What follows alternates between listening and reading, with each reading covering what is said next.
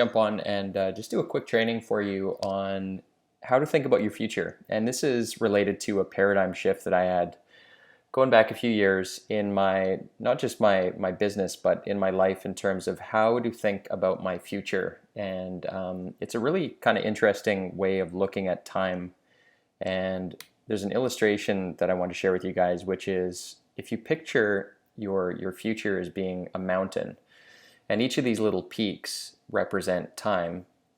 The interesting thing when I say play with time is that, as you know, today, present moment's the only moment that exists, right? So this is, in actuality, an illusion. This is kind of like, think of the horizon. Like you're never going to get here, but by using this exercise here, I think it's interesting in terms of giving you context on the types of things that you should be working on, and more importantly, why you should be working on them.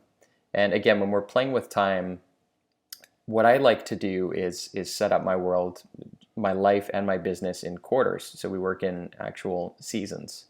And so thinking about breaking up a year into 4 chunks, and then every single peak, think of that as a year.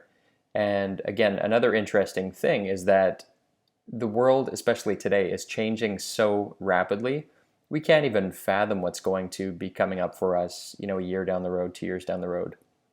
And so when people talk about planning, 2 years out, 3 years out, I think it's kind of nonsense because there's no bloody way that we can predict the tools, the trends, and everything that's going to be happening a year or 2 years down the road. So I like to focus on, I call it like the Goldilocks of time frames. A quarter it's not too long and it's not too short, and you can actually wrap your head around it. And the other piece to that is you can make it really, really measurable, so you can track your progress right down to the day, because you know that things are going to remain relatively constant, and you've got enough runway here to get the airplane off the ground. And so just jumping back here in terms of these 3 categories, which is kind of interesting. And this was something that I learned, a while back, and it really clicked for me in terms of, in our business, why do we go there every day and bust our asses and, compelling our team to work on stuff like increase sales? After a while, you start to question, why am I doing this? And if you can anchor it against a purpose, that's kind of your marathon, not a sprint, your fuel that's going to keep you in it and keep you interested and keep you motivated and fascinated in the long run. So that's your purpose. And the interesting thing here is that what I learned was, over time, your values are really the only constant. I mean, you can look at your business or your life a year or 2 years or 3 years down the road, and if you look back even, you'll see that your goals have changed. Where you wanted to be when you were 20 versus when you were 30 versus when you were 40, it's probably much different. And so the values remain the same, but your goals can change, which is totally fine. And to the extent that your goals, the things that you're actually doing, how you're spending your time, overlap with your values, your purpose here, your values, that's where you get fulfillment. And again, going back to time, fulfillment is really today. This is the only moment that matters in your life. It's today. And so we want to be moving every single day, week, month, quarter, year towards having a life which overlaps perfectly with our values, if that makes sense. And so these dictate your goals, and your goals, the trick here with this mountain is, you can see this little guy, by the way, he can't even see. You can feel this, but you can't see. Once you get here, you realize there's another peak. Then you realize there's another peak. That's the other piece to this is, you can't even see these mountains. From this vantage, it looks like here's my goal. This is my future. But when you get there, because we underestimate what we can accomplish in a year, and we overestimate what we can get done in a week and a quarter often. So you can't even see these peaks here until you actually reach it. So let's say that you wanted to, in your business, you're just starting out, you want to get to $1 million. Well, by the time you get to $1 million, you're going to be up here, and you're going to say, let's do 2, let's do 10, let's do 20, let's do 100, as an example, right? So you don't know what you don't know. And once you're up here, you're going to realize that this is just base camp, and there's like infinite possibilities for you to expand into the future.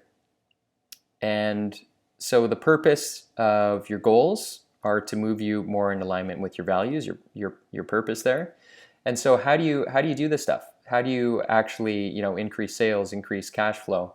Well, the reason that you don't have, within the context of, again, to use the example of sales in your business, is because you have gaps in typically one of three areas, right? So in terms of sales, you might have a gap in capabilities. Now that could be that you need a salesperson. That could be that you need to start leveraging a new and better way of achieving these things through, let's say, Facebook ads as another example. And right now you're not increasing sales. You can't because you don't have the capability of Facebook ads. So what do? You either hire someone or you learn it. Capacity means that you might not have time to work on these things. And so to free up capacity, let's say you're doing a bunch of stuff that's, let's call it $10 or $20 per hour activities. You don't have capacity to actually work on those things that are going to move your needle. So another thing that is going to get you there is to increase and expand your capacity by hiring and delegating and outsourcing and automating and eliminating. To free up your time so you can focus on acquiring capabilities to move you forward towards accomplishing these goals. And then other things might be messes in your life. Could be digital, could be physical. So how you run your processes could be a complete mess, could be a disaster. And that could be preventing you from being able to even take on more sales because your processes are a mess. Things are happening manual. You might have a lot of tribal knowledge that relies on people within your organization.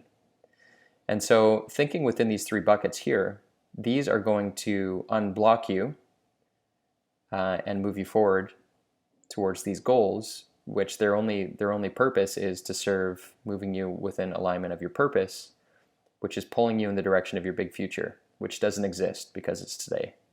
But the game is to move and make progress meaningfully every single day so that tomorrow, today determines the tomorrows of your life. Tomorrow, you can turn around, you'll take a step forward, you'll turn around, look backwards, and hopefully you're not on the same plane here. Hopefully you've moved up a degree or a couple degrees, right?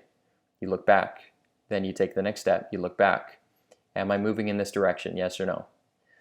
And the last piece to this is that if a lot of people they just get kind of scatterbrained, shiny object syndrome, and they lack focus. They want to do everything.